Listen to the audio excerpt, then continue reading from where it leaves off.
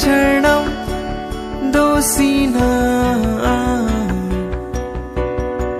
lam chak lam dak pe mane phang pia kang hon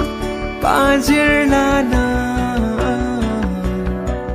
lutie bengan ne otika hon puarani avinang nisarti mahun ben bil si bin bunang ne harchi si be akun tiri thir khom nang aphisi sim le na pir bi chelo joy nang pini kia charnam dosina chingam thi chorai det na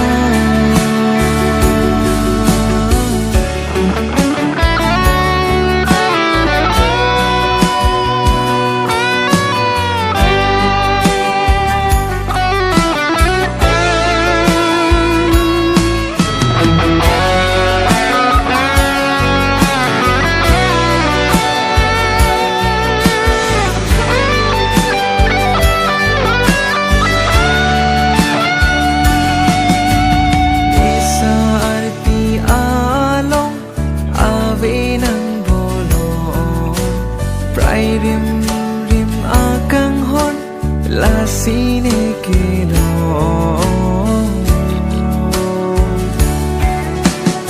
esa arti along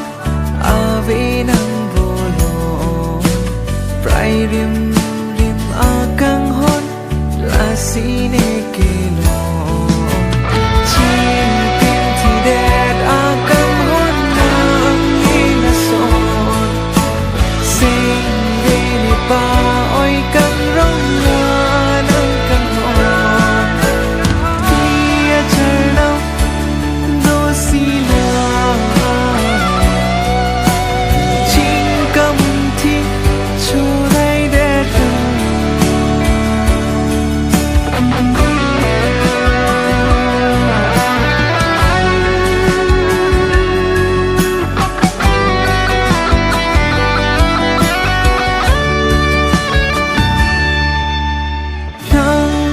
chắc nể thiệt lòng nam pa virune ne kang hona pa nang ni phane jute kang alam pa virune reve jinang na song dum rap nang charnam